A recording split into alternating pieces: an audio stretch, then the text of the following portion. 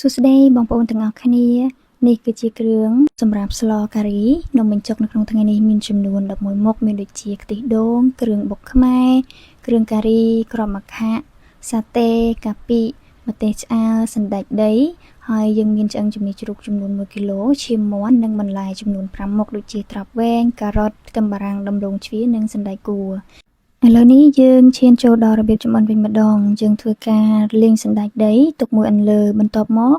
យើងធ្វើការស្រុះឆ្អឹងជំនីជ្រូកបន្តិចដើម្បីកាត់បន្ថយភាពឆ្អាបរួចទុកមួយអន្លើដូចគ្នាសម្រាប់គ្រាប់ម្ខាក់វិញគឺយើងធ្វើការលាងជាមួយនឹងប្រេងសណ្តែកឲ្យមានពណ៌និងក្លិនឈ្ងុយក៏ប៉ុន្តែសូមបងប្អូនប្រើប្រាស់បរិមាណប្រេងឲ្យសមល្មមកុំច្រើនពេកបន្ទាប់មកបងប្អូនត្រងយកតែប្រេងដាក់ចូលទៅក្នុងឆ្នាំងដែលបងប្អូននឹងប្រើប្រាស់សម្រាប់ធ្វើការស្លយើងធ្វើការបើកភ្លើងឲ្យក្តៅហើយចាក់គ្រឿងខ្មែរដែលបានបុករួចចូលប៉ុន្តែសូមបងប្អូនចាក់ចូលទៅក្នុងបរិមាណសមល្មមព្រោះប្រសិនបើយើងប្រើប្រាស់ច្រើនពេកអាចធ្វើឲ្យសម្លរបស់យើងស្កាត់បានយើងធ្វើការលីងគ្រឿងបន្តិចដើម្បីឲ្យឈ្ងុយសិន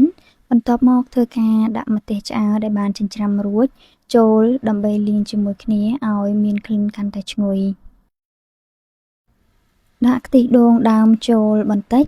រួចហើយធ្វើការលីងជាមួយគ្នាដើម្បីឲ្យក្លិនរបស់ខ្ទិះដូងកាន់តែឈ្ងុយមួយកម្រិតទៀតរួចហើយយើងដាក់សាតេចូលលីងជាមួយគ្រឿងទាំងអស់ចូលគ្នាឲ្យបានសព្វល្អដើម្បីការពារកុំឲ្យគ្រឿងរបស់យើងខ្លោចយើងអាចធ្វើការបន្ថែមខ្ទិះដូងដើមចូលបន្តិចទៀតហើយធ្វើការរំលីងចូលគ្នាឲ្យសព្វអ្វីដែលយើងមិនអាចខ្វះបាននោះគឺកាពិគឺដើរតួសំខាន់ផងដែរនៅក្នុងសម្លមួយមុខនេះ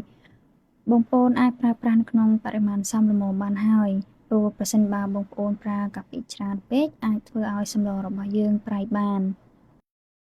បន្ទាប់ពីលីងគ្រឿងចូលគ្នាសព្វល្អហើយបងប្អូនធ្វើការដាក់ឆ្អឹងជំនីជ្រូកចូលហើយកូរឲ្យសព្វជាមួយគ្រឿង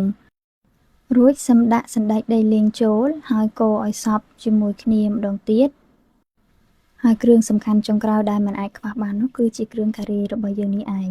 ជំហានបន្ទាប់សូមបងប្អូនដាក់ខ្ទិះដើមទាំងអស់ចូលទៅតែម្ដងហើយធ្វើការរំងាស់បន្តិចសិនឲ្យឡើងពណ៌បែបនេះហើយបងប្អូនធ្វើការចាក់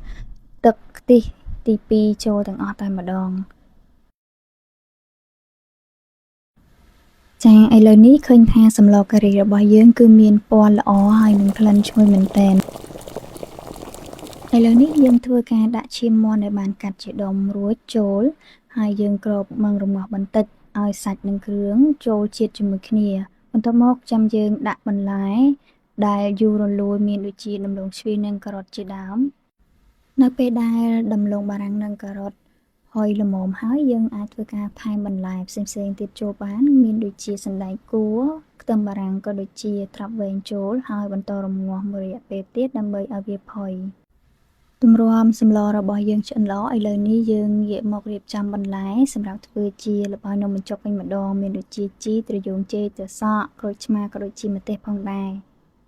ចាឥឡូវនេះងាកមកមើលសម្លរបស់យើងវិញបើសិនបើបងប្អូនឃើញថាសម្លរបស់យើងរាងកោកបងប្អូនអាចធ្វើការបន្ថែមទឹកស្ករនិងម្សៅស៊ុបបន្តិចតាមរសជាតិដែលបងប្អូនចង់បានក៏ប៉ុន្តែសូមកុំឲ្យរសជាតិប្រៃពេកឬមួយក៏ផ្អែមពេកព្រោះវាអាចប៉ះពាល់ដល់សុខភាពរបស់យើងបានសូមអរគុណបងប្អូនដែលបានមើលវីដេអូនេះដល់ចប់ប្រសិនបើបងប្អូនមានរបៀបធ្វើសម្លនេះផ្សេងពីនេះសូមបងប្អូនជួយធ្វើការចែករំលែកតាមរយៈការ comment នៅខាងក្រោមហើយប្រសិនបើបងប្អូនពេញចិត្តនឹងវីដេអូមួយនេះសូមបងប្អូនជួយ share ម្នាក់មួយផងអរគុណ